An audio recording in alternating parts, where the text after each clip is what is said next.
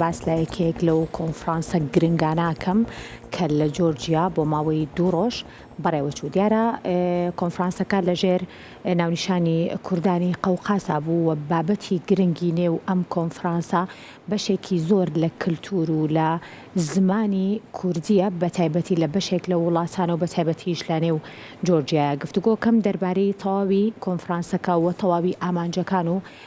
تەواوی ئەو بابەتانی کردنەوە کۆنفرانسەکە گفتوگویان لەسەرکرا بە میوانداری زۆر بەڕێز فەرەدون مامەکەریم کە بەڕێزیان نووسەر و لێکۆڵەرن و ئێستا ڕاستەوخۆ لە ستۆدیۆکانمان لە شاری هەولێرەوە لەگەڵ من. کاک فەرەدون سڵاوت لێبێم، کاتت باش بێ.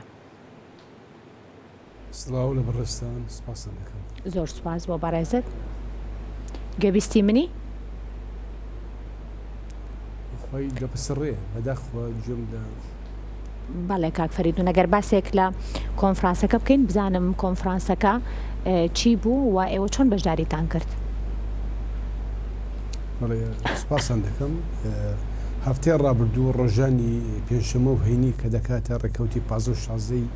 ئابی 2024 وێڕای ئەوەی کە من وەکو لێکۆڵەرێک بەشداری ئەم کۆنفرانسە بووم کە بە ناوی کۆنفرانسی کوردانی قەفقاسیا بوو بە ناونیشانی پرسی زمانی کوردی وەک زمانی کوردی وەک چارەسەرکردنە پرسە نەتەوەی بەشداری ئەم کۆنفرانسە بووم. دیارە هەڵبەتە ئێمە وەکو شاندێکی دامەزراوی کاریم عەرەکە لەگەڵ بەڕێزان کاک شاهەوەزیق و دکتۆر هێمن عوسمان بەشداری ئەم کۆنفرانسەمان کرد. دیارە ئامانجی لە سازانی ئەم کۆنفرانسە کۆکردنەوەی وزە و توانای خەڵکانی ئەکادمی و زمانناس و مێژووناسانی کوردانی قەفقاسیا کە پێگاتم لە کوردانی گورجستان و ئەرمەنستان و ئازەربایجان و هەروە بەشش لە میوانەکان لە ئاسیای ناوین هاتوون بە تایبەتی لە قیرستان و کازاخستان و ئۆزبەکستان هاتوون. ڕاستیەکەی پرسی کوردانی قەفقاس لە 3 ساڵ لە ڕابردوودا پرسێکی تاڕادێک ئالۆزە، یعنی بەگشتی وەک چۆن کێشەی کورد لە هەشتا پارسی کوردستان کێشەی ئالۆزی چارەسەر نەبووە، هەروە کوردانی قەفقاس لە ڕابردوودا لە سەردەمی جیاوازە ڕوبەڕووی جۆرەها جینۆساید هاتوونەتەوە، لەوانە جینۆسایدی کەلتوری. بەڵێ کاک فەریدون، ئێوە وەکو کوردانی باشوور ئایا تەنها بەڕێزت بەشداریت کرد یاخود ئێوە بە بڵێن چەند کەسێک بوون و چۆن ئێوە بەشداریتان لە کۆنفرانسێکی لەم شێوەیە کردواتە شێوازی بانگێشتامەکە بۆ ئێوە چۆن بوو؟ ڕاستەکەی یعنی خەڵکانە وەکو میوان بەشداری کۆنفرانسەکە بوون، بەڵام من وەکو بەشدار بوو وەکو لێکۆڕینەوە بەشداری کۆنفرانسەکەم کرد. بابەتێک کە بۆ هەرێکێک لە ئێمە دەدا قەتەرخان کرابوو، ناچارمی ئێمە بە سوورپڕی بابەتەکانمان پێشش بکەین بە تایبەتی لەسەر مەسلەی پرسی زمان و چاند و کەلتور. ئێمە باسمان کێشەکانی زار و بنزارە کوردیەکان کرد، باسمان لە کێشەکانی نەبوونی زمانی ستاندار، نەبوونی ڕێنووس بوو، یعنی نەبوونی ڕێنووسی ئەلفابێتا و ڕێنووسیی ستاندارد بۆ هەموو بەشەکانی کوردستان، هەروە مەسلەی ڕوبەڕووی جینۆسایدی کەلتوری لە بەشەکانی کوردستاندا. بەڵام ئەوەی کە بەڕاستی مای خۆشحاڵی بوو بۆ ئێمە هەبوونی ژمارەی زۆر لە خەڵکانی ئەکادمی و زمانناسیان و ڕووناکبیرانی کوردەکانی قەفقاس کە مای خۆشحاڵی بوو کە ئینسان وای هەزەکە کە بەڕاستی بەشێکی دیکەی کوردستان لە قەفقازدایە. بەڵێ خستنەڕۆی پرسی با بڵین زمانی کوردی بە شێوەیەکی گشتی لە نێو کۆنفرانسەکە چۆن بەڕێوە چوو؟ ئایا کەسانی کە نێو کۆنفرانسەکە بوون با بڵین کوردانی دەرەوەی هەرێمی کوردستان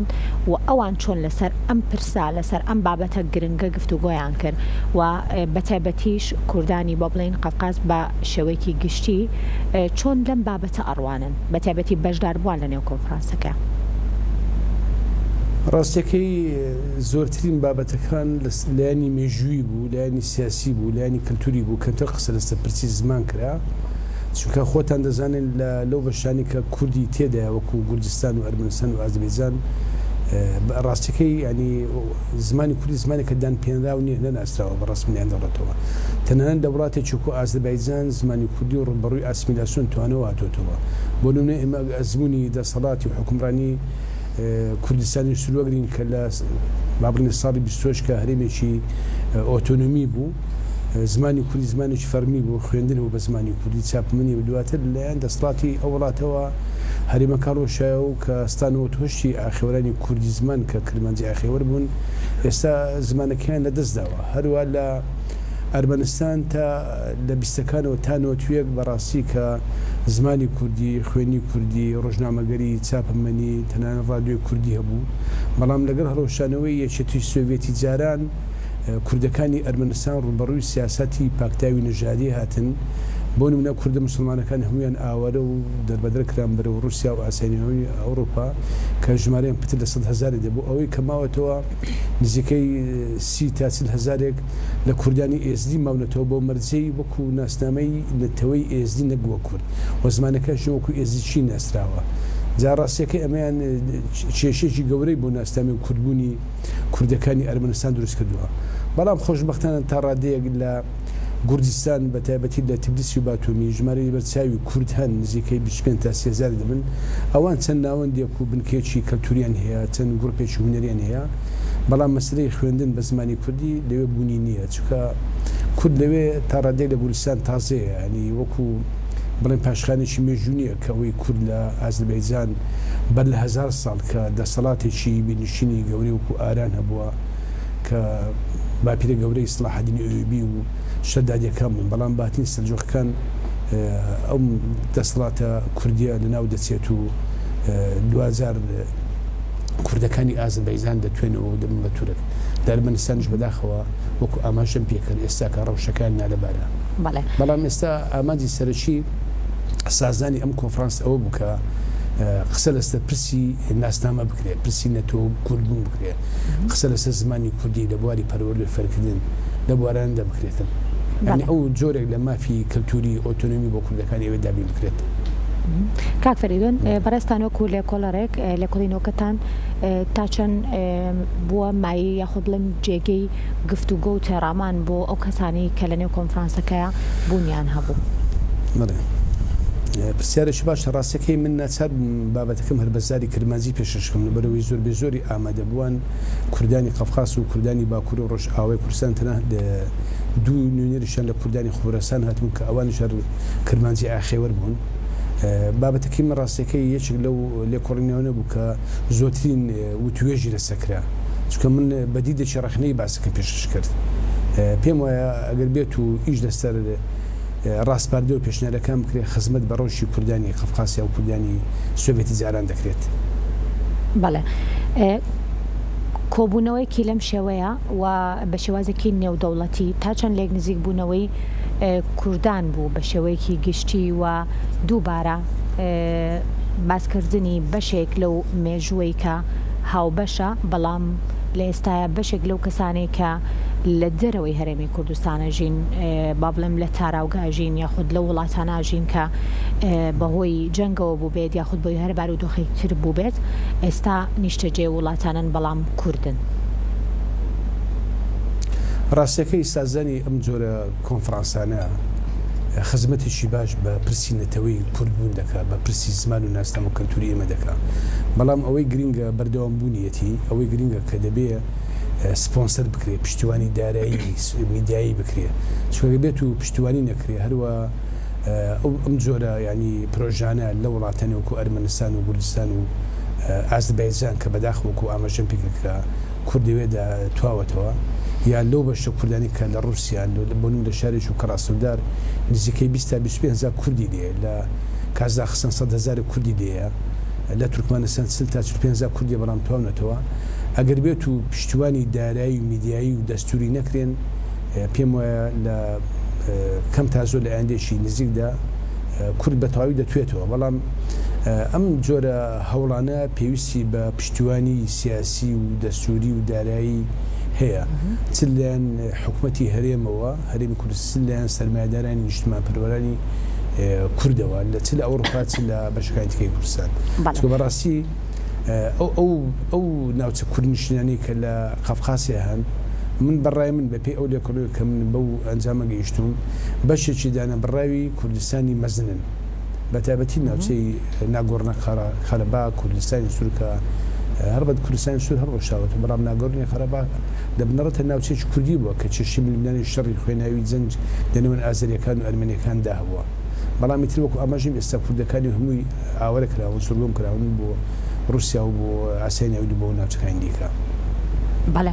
کاک فەریدون لەگەڵ هاتنەوەی بەڕێستان بۆ هەرێمی کوردستان و لە دوای تەواوبوونی کۆنفرانسەکە لە جۆرجیا چۆن ئەم بابەتانە لێرە گرنگی پێێن واتە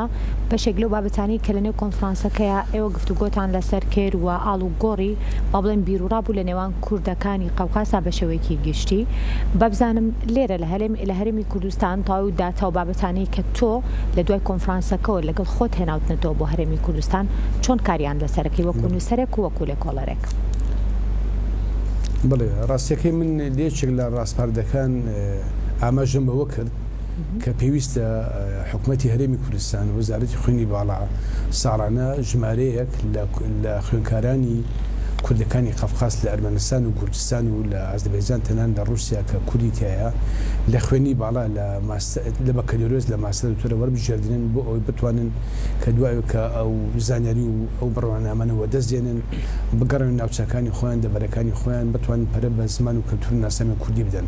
وەک چۆن ئەگەر بەبیرمان بێ لە کۆتایی پەنجاکان و شەستەکان ژمارەیەکی بەرچاو لە خوێنکارانی کورچونە سوێڤێتی جاران و لەوانە دکتۆر مارف خەزەردار و عەزیزی مستەفا ڕەسوول ئاو ڕەحمانی حاجی مارف و دکتۆر کەمال مەسەر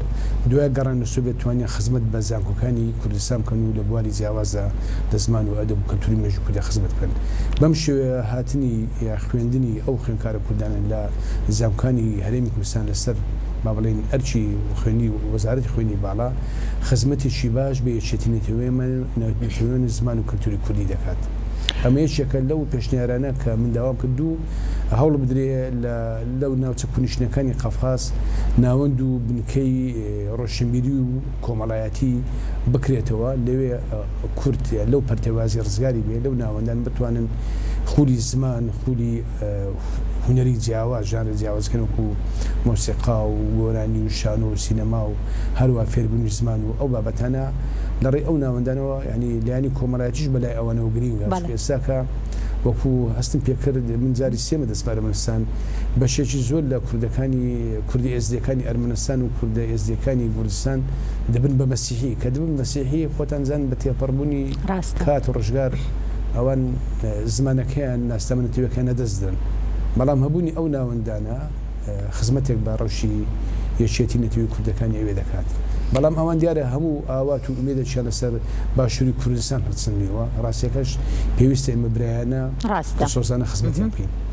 بە هیوای بەردەوامی بۆ بەڕێستان سوپاس بۆ زۆر بەڕێز فەریدون مامەکەریم نووسەر و لێکۆڵەر لە کەلەمبشەی کورسات مەگەزین لەگەڵمان بووی. ڕاستیەکەی تێبینیە ڕاستیەکەی من وەکو فەریدون سامان ناستراوم ئەگەر بە کورسی بێت کاک فەریدون گیان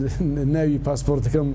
بە فەریدون مامەکەریم نووسرا بوو کێشەیەک نییە زۆر سوپاسم دەکەم. زۆر سوپاس بۆ تۆ سوپاس بۆ بەشداریکردن لە مێوارەی کورسات مەگەزینە ئازانێمە بە یارمەتی هاوکارانم کورسات مەگەزینمان پێشکەشکردن تەندروست باش بن خواسان لەگەڵ بن.